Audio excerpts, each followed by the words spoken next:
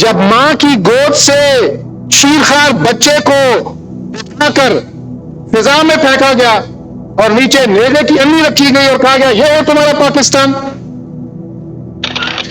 تو میں سمجھتا ہوں کہ جنوبی ایشیا میں دو قومی نظریے کو ریوائیو کرنے والے سب سے پہلی شخصیت شیخ احمد سرہندی رحمہ اللہ ہیں۔ کرٹسی جناح سے زیادہ کون کرٹسی کو جانتا تھا؟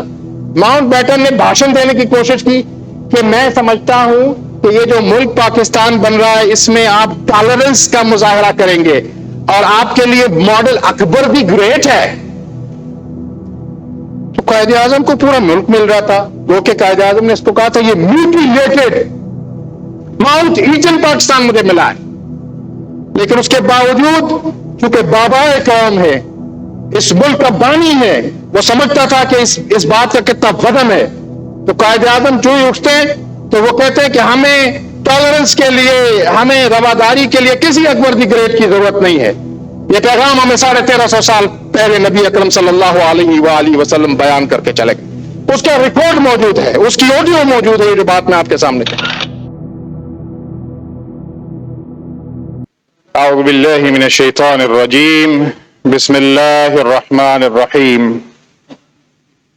ان اللہ اشترى من المؤمنین انفسهم واموالهم بان لهم الجنة يقاتلون في سبيل الله فيقتلون ويقتلون وعدا عليه حقا في التوراة والإنجيل والقرآن ومن أوفى بعهده من الله فاستبشروا ببيعكم الذي بايعتم به وذلك هو الفوز العظيم۔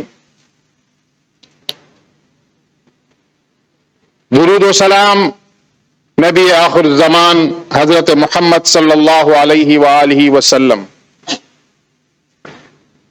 میرے لیے اعزاز کہ اتنے سینئر پینل اور آپ سب بزرگوں اور دوستوں کے سامنے مجھے لب کشائی کا موقع مل رہا ہے۔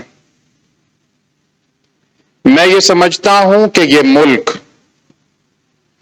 نبی کریم صلی اللہ علیہ وآلہ وسلم کی خاک پاک کا صدقہ ہے۔ یہ ملک ایکسیڈنٹلی نہیں، by the will of Allah almighty 27ویں شب کو ملا ہے ہمیں، اور میں نے آپ کے سامنے جو سورہ التوبہ کی آیا نمبر 111 تلاوت کی ہے، قرآن کے طالب علم ہونے کی حیثیت سے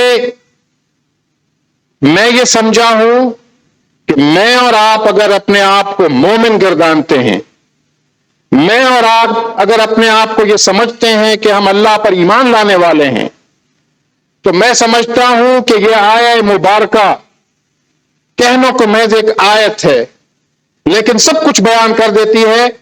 اور جو چیلنجز اس وقت نظریہ پاکستان کے ایگزسٹنس مجھے اور آپ کو ہیں، ان کو سمجھنے کے لیے جو پرزم ہے، جو جس روشنی کے انعطاف میں ہم دیکھ سکتے ہیں، وہ اللہ کا کلام ہے، کتاب زندہ ہے اور زندوں کے لیے ہے۔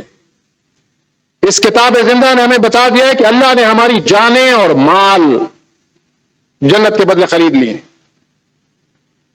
پھر اللہ رب العزت تو دلوں میں اٹھنے والے خیالات سے بھی آگاہ ہے نا، تو اللہ رب العزت کو یہ معلوم تھا کہ لوگ جہاد کی تو مختلف تفسیریں کریں گے کہ یہ جد و جہد ہے، یہ فلان ہے، تو اللہ کریم نے یہ جاہدون کا یہاں پر لفظ استعمال نہیں کیا، یقاتلون فی سبیل اللہ، اللہ کی راہ میں قتال کرتے ہیں، ویقتلون ویقتلون۔ اس کے نتیجے میں کیا ہوتا ہے کہ وہ دشمنان خدا اور رسول کو واصل جہنم بھی کرتے ہیں، اور خود ہمیشہ کی زندگی کی شہادت کی جو ہے نا اس کو بھی چونتے ہیں۔ پھر اللہ تعالیٰ کہتا ہے کہ وعدا علیہ حقا، ان کے ساتھ جنت کا وعدہ اللہ کا پختہ وعدہ ہے۔ پھر اس کو اسٹریس دینے کے لیے کہا جاتا ہے وعدا علیہ حقا فی التوراۃ والانجیل والقرآن، پھر مجھ سے اور آپ سے آج بھی قرآن یہ سوال کرتا ہے کہ وَمَنْ وَفَى بِعَهْدِهِ مِنَ اللَّهِ، کوئی ہے جو اللہ سے بڑھ کر اپنے عہد کو پورا کرنے والا ہو؟ تو میں بات یہاں سے شروع کرنا چاہتا ہوں کہ اللہ کریم نے مجھے اور آپ کو مبارکباد دے دی، جشن منانے کا کہہ دیا، فَاسْتَبْشِرُوا، پس خوشیاں بناؤ، بِبَيْعِكُمُ الَّذِي بَايَعْتُمْ بِهِ وَذَلِكَ هُوَ الْفَوْزُ الْعَظِيمُ، اور یہی سب سے بڑی کامیابی۔ تو یہ ملک ہم نے حاصل کیا ہے اس بات کے لیے کہ ہم یہاں پر اسلام کا تجربہ کریں گے، اس کو اسلام کی تجربہ گاہ بنائیں گے۔ یہ میرے اور آپ سب کی پاکٹس میں ایک چھوٹا سا گیجٹ موجود ہے جس کا نام ہوتا ہے سیل فون۔ کیا ایک چند پیسوں کے عوض، چند ہزاروں کے عوض ہم ایک گیجٹ لیتے ہیں؟ کیا اس گیجٹ کو جب ہم آپریٹ کرنے کا آغاز کرتے ہیں تو فوراً اس کی بکلیٹ نکالتے ہیں؟ ہمیں پتہ ہے کہ ہم نے اگر اس کو اپنے حساب سے چلانے کی کوشش کی تو یہ خراب ہو جائے گا، یہ آپریٹو نہیں رہے گا۔ اتنی سمجھ تو ہمیں ہے، لیکن جس ملک میں میں اور آپ اس خوبصورت اسلام آباد کے اس خوبصورت حال میں جس کا نام ایوان قائد ہے، وہاں پر بیٹھے ہوئے ہم نے کبھی یہ سوچا ہی نہیں کہ پاکستان کس لیے بنا؟ پاکستان کس لیے بنا اور اس کے لیے کیا اور کیا قربانیاں دی گئی؟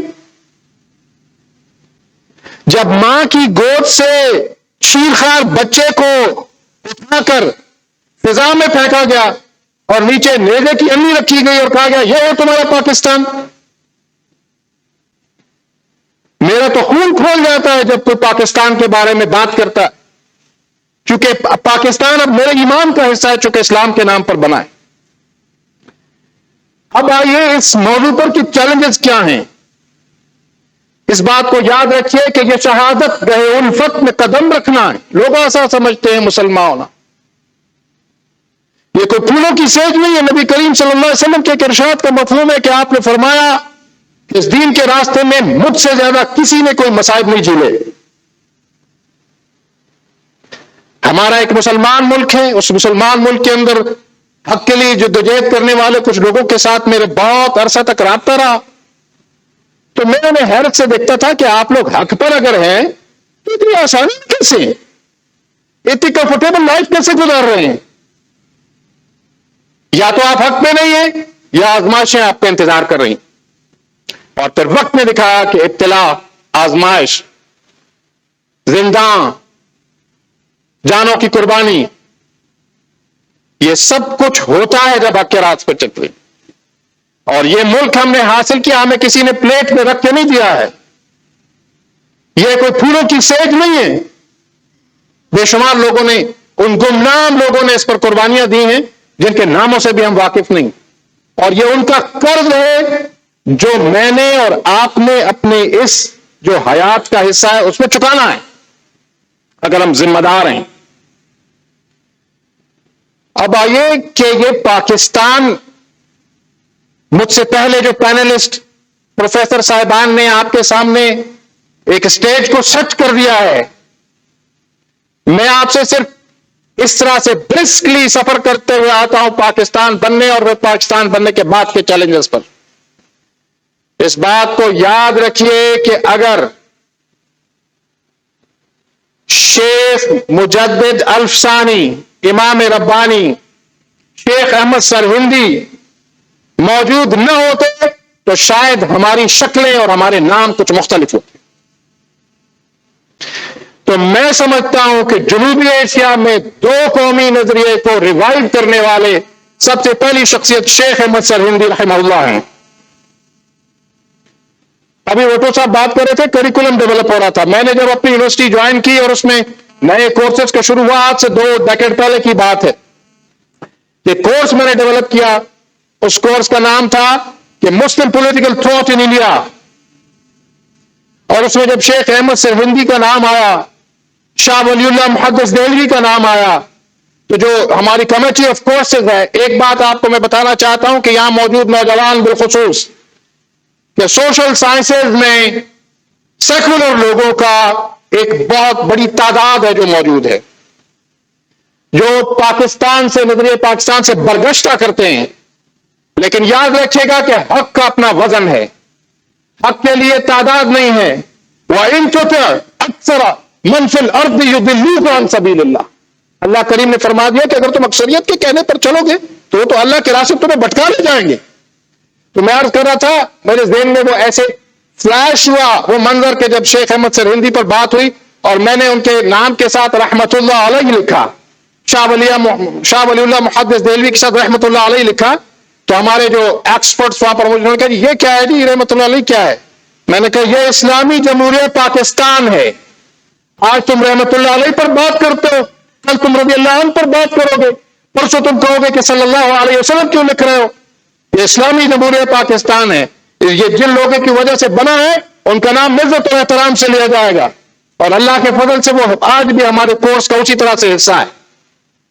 ایک بات اور کہنا چاہتا ہوں کہ یہ جو آج آ کر ہمیں یہ بتانے کی کوشش کرتے ہیں کہ ٹالرنس کیا ہے، ہمیں برداشت کیا ہونی چاہیے، تو یہ ذرا شیخ احمد سرہندی سے پوچھے کہ انہوں نے دین الہی کو کیوں قبول نہیں کیا تھا۔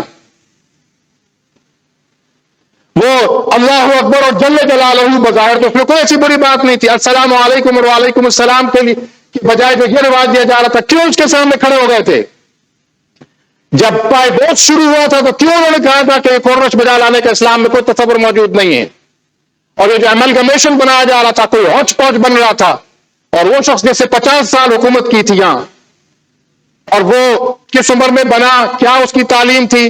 جیسے لارڈ ماؤنٹ بیٹن نے جب ٹرانسفر آف پاور ہو رہی تھی 14 اگست 1947 میں، ہم قائد اعظم کو پتہ نہیں کیا بنا کر پیش کرتے ہیں۔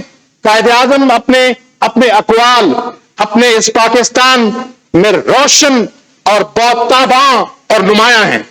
میں آپ کو گوش گزار کرنا چاہتا ہوں کہ 11 اگست کی تقریر کو تو بڑا جو ہے نا وہ ڈھول پیٹتے ہیں اس کا، اور انہیں یہ بات نہیں معلوم کہ 11 اگست کے بعد 14 اگست کو جو قائد اعظم نے جب لارڈ ماؤنٹ بیٹن اقتدار ٹرانسفر کر رہا تھا، تو لارڈ ماؤنٹ بیٹن نے آج جس طرح سے ہمیں جو بائیڈن جو ہے نا وہ بھاشن دے رہا ہوتا ہے، کبھی مودی بھاشن دے رہا ہوتا ہے، کبھی کون بھاشن دے رہا ہوتا ہے، اور اب تو حالت یہ ہو گئی کہ یہ چھوٹے چھوٹے ممالک UAE والے یہ بھی ہمیں ڈکٹیٹ کرا رہے ہوتے ہیں۔ وہ کیا زمانہ تھا، کرٹسی جناح سے زیادہ کون کرٹسی کو جانتا تھا؟ ماؤنٹ بیٹن نے بھاشن دینے کی کوشش کی کہ میں سمجھتا ہوں کہ یہ جو ملک پاکستان بن رہا ہے اس میں آپ ٹالرنس کا مظاہرہ کریں گے، اور آپ کے لیے ماڈل اکبر بھی گریٹ ہے۔ تو قائد اعظم کو پورا ملک مل رہا تھا، جو کہ قائد اعظم نے اس کو کہا تھا یہ میوٹیلیٹڈ ماؤنٹ ایجن پاکستان مجھے ملا ہے، لیکن اس کے باوجود چونکہ بابا قوم ہے، اس ملک کا بانی ہے، وہ سمجھتا تھا کہ اس بات کا کتنا وزن ہے، تو قائد اعظم جو ہی اٹھتے ہیں تو وہ کہتے ہیں کہ ہمیں ٹالرنس کے لیے، ہمیں رواداری کے لیے کسی اکبر دی گریٹ کی ضرورت نہیں ہے۔ یہ پیغام ہمیں 1350 سال پہلے نبی اکرم صلی اللہ علیہ وآلہ وسلم بیان کر کے چلے گئے، اس کا ریکارڈ موجود ہے، اس کی آڈیو موجود ہے، یہ جو بات میں آپ کے سامنے کر رہا ہوں۔ پھر شاہ ولی اللہ محدث دہلوی، ان کے شاگردوں، ان کی اولاد، وہ آپ دیکھ لیں کہ جو آج میں اور آپ قرآن کو اپنی زبان میں سمجھنے کے لیے بہت کچھ ہمارے پاس میسر ہے، تو یہ صدقہ ہے شاہ ولی اللہ اور ان کے گھرانے کا، کہ شاہ ولی اللہ نے جب فارسی میں قرآن کا ترجمہ کیا اور اس کے علاوہ آپ نے موطا امام مالک کا ترجمہ کیا، تو لوگوں نے اس وقت بھی فتوے دیے، یہ قرآن کا ترجمہ کر دیا۔ پھر ان کے بیٹے شاہ عبد القادر اور شاہ عبد الغنی نے قرآن کو اردو میں ترجمہ کیا، جس کے صدقے میں اور آپ آج قرآن کو سمجھ رہے ہیں اور اس کو کوٹ کر رہے ہیں۔ انہی کے شاہ ولی اللہ کے پوتے ہیں نا شاہ اسماعیل شہید، سید احمد شہید۔ میں آپ سے ملتمس ہوں کہ کبھی اگر آپ لوگ یہ ہزارہ کی جانب اور بالاکوٹ جائیں تو وہاں ذرا وہ جا کے وہ روشن قبور دیکھیں کہ جو شاہ احمد شہید کی اور سید احمد شہید کی ہیں، یہ ان لوگوں کا صدقہ ہے کہ یہ ملک ملا ہے۔ اور پھر میں آپ کو بتاتا چلوں کہ سر سید احمد خان سے ان کے مذہبی عقائد سے اختلاف کیا جا سکتا ہے، مذہب کی انٹرپریٹیشن سے اختلاف کیا جا سکتا ہے، لیکن جو ماڈرن ڈکشنز میں دو قومی نظریے کو جو جلا بخشی ہے وہ سر سید احمد خان نے بخشی ہے. اور پھر میں اور آپ جس اقبال کو جانتے ہیں وہ اقبال جو کہتا ہے میری زندگی کا مقصد تیرے دین کی سرفرازی، میں اسی لیے مسلمان، میں اسی لیے نمازی. یہ اصل میں والذی ارسل رسولہ بالہدی ودین الحق لیظہرہ علی الدین کلہ کی تشریح ہے. یہ اس نے خواب دیکھا تھا پاکستان کا. اب آئیے ان لوگوں کی طرف کہ قائد اعظم نے لڑائی جو لڑی، میں تاریخ کے طالب علم کی حیثیت سے کہتا ہوں کہ وہ چو مٹھی لڑائی تھی، ہمہ جیت لڑائی تھی. اس میں صرف انگریز کی عیاری، ہندو کی مکاری شامل نہیں تھی، بلکہ اپنے مسلمانوں کو بھی کنونس کرنا تھا. تاریخ کا طالب علم دقیق ٹرمینالوجیز میں نہیں جاؤں گا، یہ بات اب تاریخ کا حصہ ہے کہ بہت سارے علماء جو کانگریس کے کمپوزٹ نیشنلزم کے تصور کے حق میں تھے، ان سے بھی تو فائٹ کرنا تھا قائد کو. قائد نے مسلم سپریٹ نیشنلزم کا تصور جو ہے نا اس کا پرچار کیا ہے. اور میں دیکھتا ہوں، آپ کو ایک کتاب بتاتا ہوں کہ اقبال کے آخری 2 سال، عاشق بٹالوی کی کتاب ہے، ذرا دیکھ لیجئے گا کہ اقبال نے کیسے کنونس کیا پہلے تو قائد اعظم کو کہ یہاں کیسے آئیں. اور پھر آپ ذرا اقبال کی تحریریں، اقبال کے خطوط پڑھیے اور دیکھیے کہ جو 22 اور 23 مارچ 1940 کو قرارداد لاہور، جو جیسے میں اور آپ آج قرارداد پاکستان اور وہ خوبصورت مینار پاکستان جہاں پر اس وقت موجود ہے، اس موقع پر کوئی تقریر قائد اعظم کی اتنی طولانی نہیں ہے جتنی وہاں پر ہے. وہ جو آرگومنٹ دے، مجھے ایسے لگ رہا ہے کہ جیسے اقبال کی روح قائد کی زبان سے اس 2 قومی نظریے کو، اس نظریے پاکستان کو کہہ رہے ہیں. اور پھر آپ دیکھتے ہیں کہ قائد اعظم کو جو اسٹینلے وولپرٹ جو اتنا بڑا ٹریبیوٹ پیش کرتا ہے، وہ کہتا ہے جس کا مفہوم کچھ یوں ہے، جو اس کی ڈیڈیکیشن ہے، وہ آف سیٹ کرو، جو اپنی جناب پاکستان میں لکھتا ہے. وہ کیا لکھتا ہے؟ وہ کہتا ہے کہ دنیا میں بہت کم لوگ ایسے ہوتے ہیں کہ جو کوئی نیا نظریہ پیش کرتے ہیں. بہت کم لوگ ہوتے ہیں کہ جو دنیا کا نقشہ الٹر کر دیتے ہیں، تبدیل کر دیتے ہیں. اور اس سے بھی بہت کم لوگ ہوتے ہیں جو ایک نئی قوم کو جنم لیتے ہیں. اور یہ سب چیزیں قائد اعظم میں موجود ہیں. یہ میں اور آپ کو قائد اعظم کا فالوور یہ نہیں دے رہا. ایک اور بات، قائد اعظم کی شخصیت، یہاں پر ان کی تصویریں آویزاں ہیں.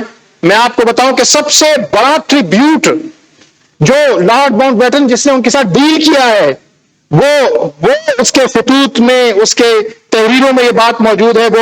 وہ پٹیل سے بھی ڈیل کر رہا ہے، وہ نہرو سے بھی ڈیل کر رہا ہے، وہ مولانا ابوالکلام آزاد سے بھی ڈیل کر رہا ہے، اور وہ جناح سے بھی ڈیل کر رہا ہے. وہ یہ بات ہمیں اپنے قلوب پر نقش کر لینی چاہیے کہ دشمن بھی کیا کہے. لارڈ ماؤنٹ بیٹن نے کہا کہ جناح از انپرچیزبل، جناح بکاؤ مال نہیں ہے، اور یہ بات جناح نے ثابت کی ہے. مجھے اور آپ کو بھی دیکھنا چاہیے کہ ہم لوگ جن کو ایوانوں میں بھیجتے ہیں، اور جہاں جہاں کلکم راعی وکلکم مسئول کے حوالے سے، کیا ہم بھی قائد کا یہ وصف ہم میں ہے؟ کیا ہم انپرچیزبل لوگوں کو ایوان میں بھیجتے ہیں؟ کیا جب ہم سلیکشن کر رہے ہوتے ہیں وہاں انپرچیزبل لوگوں کو آگے لاتے ہیں؟ یہ ایک بہت بڑا انٹراگیٹو مارک ہے. اب آئیے، پاکستان مارد وجود میں آتا ہے، ایک نیا ملک بنتا ہے جس کا نام ہی پاکستان ہے، اور یہ پاکستان ہے، پاک جگہ ہے. اور پھر کیا ہوتا ہے کہ کچھ لوگوں کو بڑی کل بلاہٹ ہے، کچھ لوگ 75-76 سال گزرنے کے باوجود ابھی تک اس سوال میں پھنسے ہوئے کہ پاکستان کو بننا چاہیے تھا کہ نہیں بننا چاہیے تھا. بھائی دنیا بہت وسیع ہے. اگر آپ کو پاکستان کے نام سے پرخاش ہے، اس کے اسلامی جمہوریہ پاکستان ہونے سے پرخاش ہے، تو پھر یہاں رنگ رلیاں مت بناؤ، یہاں سارے جو ہے نا وہ سہولیات کو مت استعمال کرو. میری مراد ہے مبارک علی سے، میری مراد ہے پرویز ہود بھائی سے، میری مراد ہے عائشہ جلال سے. بات کیا ہے؟ یہ کیا بیانیہ ہے؟ یعنی جہاں اسلام کا نام آئے اس کے خلاف بات کرو، جب پاکستان کا نام آئے اس کے خلاف بات کرو. بھائی اگر تم راجہ داہر کو ہیرو سمجھتے ہو تو اپنے ناطے، اپنے نام، اپنی شناخت راجہ داہر کے ساتھ رکھو. میں اللہ کے حضور اس حالت پہ پیش ہونا چاہتا ہوں کہ میں نبی کریم صلی اللہ علیہ وسلم کی خاک پاک صدقے بننے والے اس ملک کی خاطر اپنی جان بھی قربان کرنے کو تیار ہوں اللہ کے فضل سے. یہ ملک ہم نے جو حاصل کیا ہے نا، اس ملک کے اندر رہتے ہوئے اگر راجہ داہر سے اپنا رشتہ کو جوڑنا چاہتا ہے تو بھلے جوڑے، لیکن اسے ڈکٹیٹ کرنے کا حق حاصل نہیں ہے. بات یہ ہے کہ آپ ایک بالکل کنٹینیوٹی دیکھیں گے. یہ جو میں نے نام آپ کے سامنے رکھے ہیں وہ کیا چاہتے ہیں جی؟ مسلمان جتنے حکمران آئے، اسلام انڈیا میں آیا، یہ جا رہے ہیں اور ان کی کوئی کل سیدھی نہیں ہے، یہ بیانیہ پیش کرتے ہیں. اور اس کے بعد انہیں سمجھ میں نہیں آتی. یہ اب پرویز ہود بھائی نے جو ابھی ریسنٹ کتاب لکھی ہے پاکستان اوریجنز کے حوالے سے، اب وہ فزسسٹ ہیں. آپ فزکس میں بات کیجئے. آپ نے جو حصول علم کیا ہے ڈاکٹر عبدالسلام کے انسٹیٹیوٹ میں جا کے آپ نے جو پڑھا ہے، جو ملٹیپل ویزا آپ کی جیب میں ہر وقت ہوتا تھا، اور آپ کا یہ عالم ہے کہ آپ کو قائد اعظم برا لگتا ہے، آپ کو اقبال برا لگتا ہے. اور اب جو خار کی طرح اس آخری جو ریسنٹ کتاب ہے پرویز ہود بھائی کی، اس میں خار کی طرح جو لگ رہا ہے وہ سید مودودی رحمہ اللہ ہے. وہ پرویز ہود بھائی لکھتا ہے کہ سر سید اور قائد اعظم تو ٹھیک تھے، لیکن پاکستان بننے کے بعد زیادہ معاملہ جو بگڑا ہے وہ اقبال کی وجہ سے ہے. اور اقبال جو ہے نا، انہوں نے کیوں بلا لیا تھا سید مودودی کو یہاں. اور پھر یہ پرویز ہود بھائی لکھ رہا ہے، وہ کہہ رہا ہے کہ قائد اعظم جو ہے نا جب پاکستان بنا تو وہ سید مودودی کے ہاتھوں ایکسپلائٹ ہو گئے.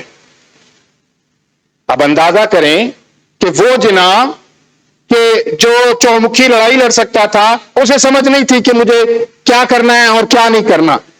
اور میں آپ کو یہ بات تاریخ کے طالب علم ہونے کی حیثیت سے کہہ رہا ہوں. آج سے 12 سال پہلے کی انٹرنیشنل کانفرنس تھی جس میں مسلم ریوائولزم، مسلم پولیٹیکل تھاٹ پر بات ہو رہی تھی، اور 17 ممالک سے اسکالرز آئے ہوئے تھے. میں ششدر اور حیران تھا کہ یہاں ہم پاکستان کے اندر کیا سمجھتے ہیں، اور وہ کوئی رشین اسکالر آتا تھا، کوئی امریکن اسکالر آتا تھا، کوئی جاپنیز یا چائنیز اسکالر آتا تھا. وہ جب مسلم ریوائولزم کی بات کرتا تھا، مسلم پولیٹیکل تھاٹ کی بات کرتا تھا، پولیٹیکل اسلام کی بات کرتا تھا، تو جو شخصیت کا نام لیتا تھا وہ تھا سید ابو الاعلی مودودی.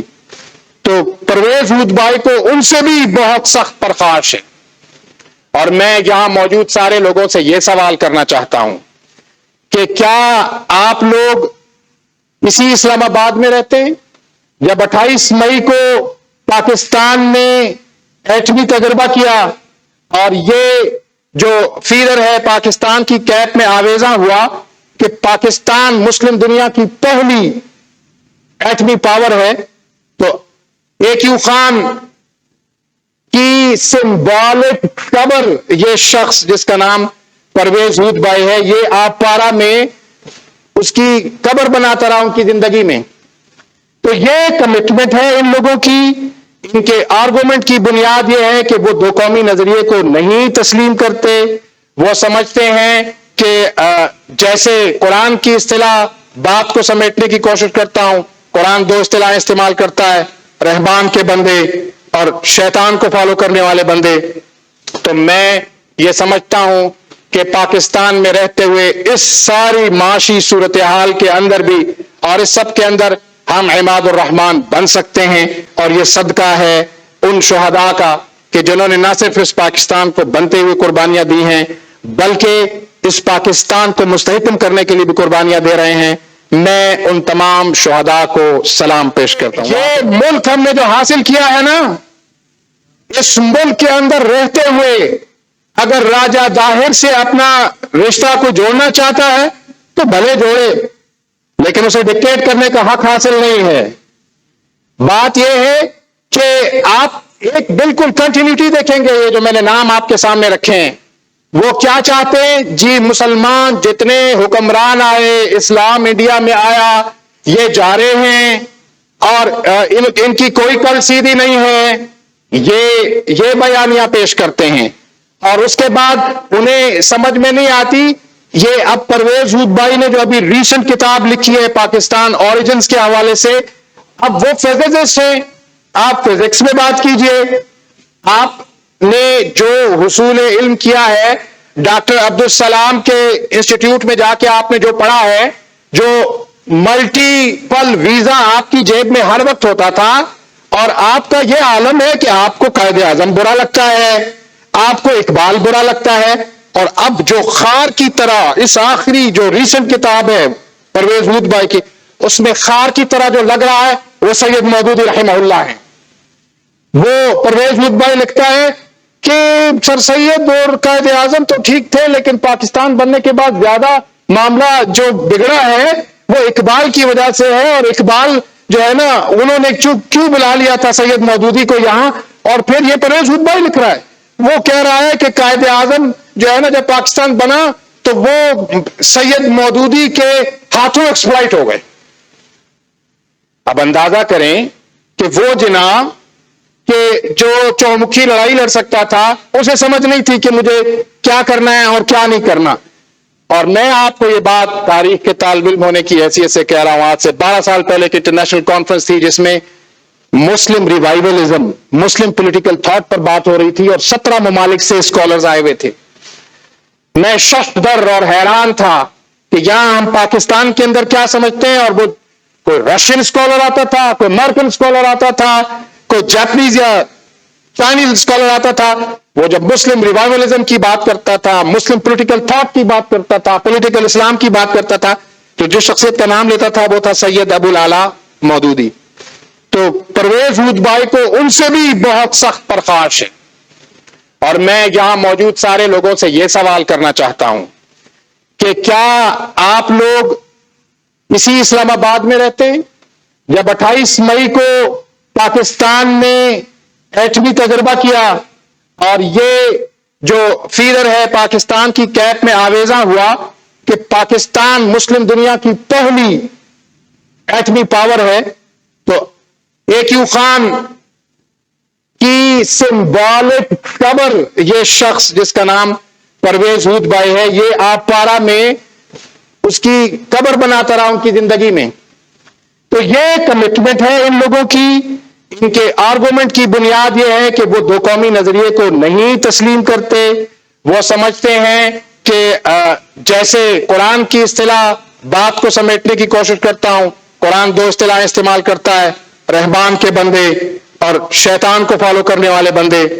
تو میں یہ سمجھتا ہوں کہ پاکستان میں رہتے ہوئے اس ساری معاشی صورتحال کے اندر بھی اور اس سب کے اندر ہم عماد الرحمان بن سکتے ہیں. اور یہ صدقہ ہے ان شہداء کا کہ جنہوں نے نہ صرف اس پاکستان کو بنتے ہوئے قربانیاں دی ہیں بلکہ اس پاکستان کو مستحکم کرنے کے لیے بھی قربانیاں دے رہے ہیں. میں ان تمام شہداء کو سلام پیش کرتا ہوں. بات یہ ہے کہ ہم اس بات کا جائزہ لینا چاہتے ہیں کہ جو ملک کے اندر پھر نیریٹو 2 ڈیولپ ہوئے ہیں.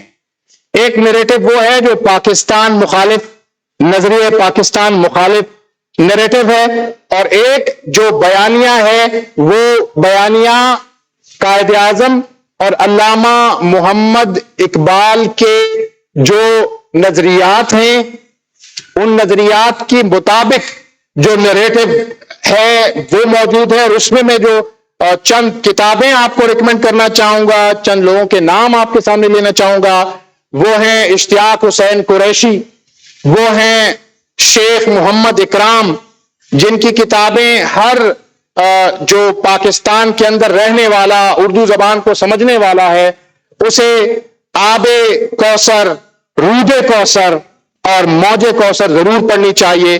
تب اسے سمجھ میں آئے گی کہ یہ اسلام اس خطے میں پھیلا کیسے ہے اور یہ پھر پاکستان تک کس طرح منتج ہوا ہے. یہ ساری باتیں ہمیں اس میں سمجھ میں آئیں گی. پھر اگر ہم دیکھنا چاہتے ہیں تو ہم IH قریشی کو دیکھیں. پھر اگر ہم اسی طرح سے دیکھنا چاہتے ہیں تو احمد حسن دانی کو دیکھیں. پھر اگر ہم سمجھنا چاہتے ہیں کہ پاکستان کی اساس کیا ہے اور پاکستان بننے کے بعد اب تک جو پاکستان کے اس شناخت کو سنبھالنے کے لیے جو لوگ موجود رہے ہیں ان میں ایک بڑا نام، ایک بڑے ہسٹورین وہ رفیق افضل صاحب ہیں. رفیق افضل صاحب نے پاکستان مسلم لیگ پر بھی کام کیا ہے.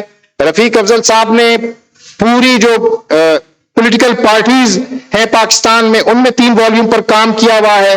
اسی طرح سے مبارک علی کے ساتھ بہت زیادہ جو ڈیبیٹ، پبلش ڈیبیٹ موجود ہے وہ صفدر محمود کی موجود ہے جنہوں نے پاکستانیات پر بہت سارا کام کیا ہے.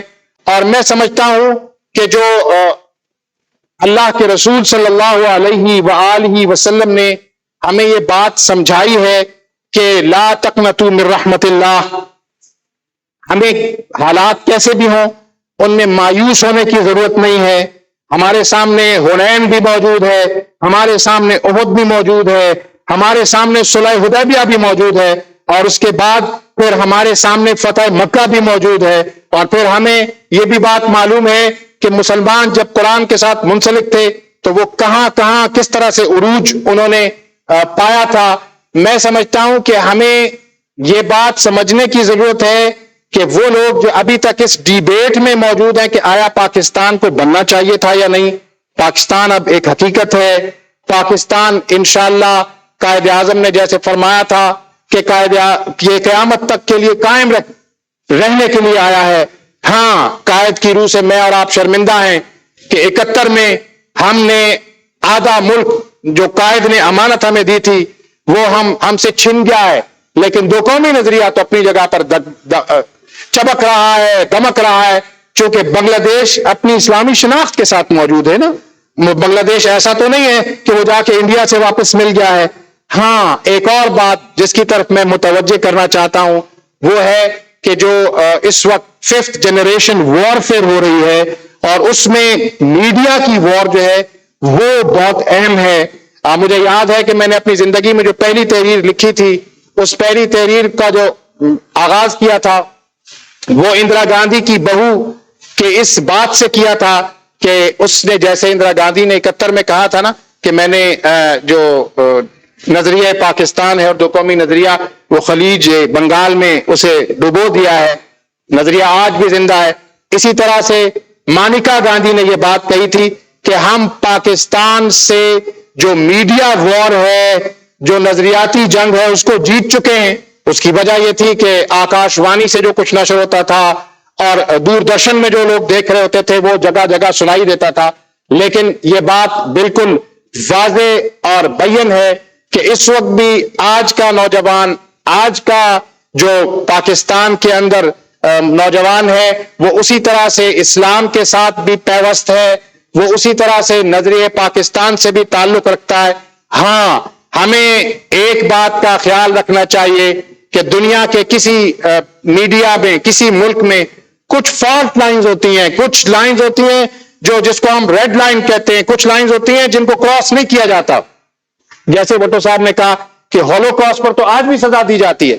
تو میں یہ سمجھتا ہوں کہ کچھ باتیں ایسی ہیں جن کو ہمارے نہ صرف یہ کہ الیکٹرانک میڈیا بلکہ جو سوشل میڈیا ہے اس پر بھی بین ہونا چاہیے. میرے ایک دوست ہیں وہ جج ہیں اور انہوں نے آف دی ریکارڈ مجھے بہت ساری یہ بات بتائی کہ جب یہ آج کل سوشل میڈیا کے ذریعے سے ہمارے نوجوانوں کو شیطان کا پجاری اور اسلام سے برگشتہ کرنے کی ایک بہت گہری سازش اس وقت موجود ہے.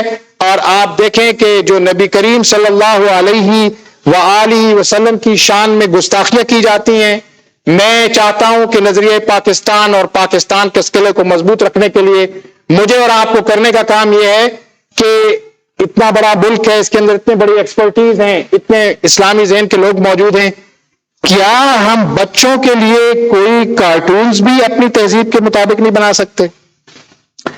میں ایسے ایکسپرٹس کو جانتا ہوں جو باہر سے بھی تجربہ رکھتے ہیں، یہاں پر بھی میڈیا میں کام کر رہے ہیں، انہیں کوئی فائنانس کرنے پر تیار نہیں کہ وہ جو ہے وہ بچوں کے لیے ایسا کانٹینٹ تیار کریں آج کل کیا ہے، پڑھے لکھے لوگ بھی، دین سے رغبت رکھنے والے بھی، بچوں کو گیجٹس پکڑا دیتے ہیں، اس میں وہ ویسٹرن کارٹونز دیکھتے ہیں اور اس تہذیب کا شکار ہو رہے ہیں۔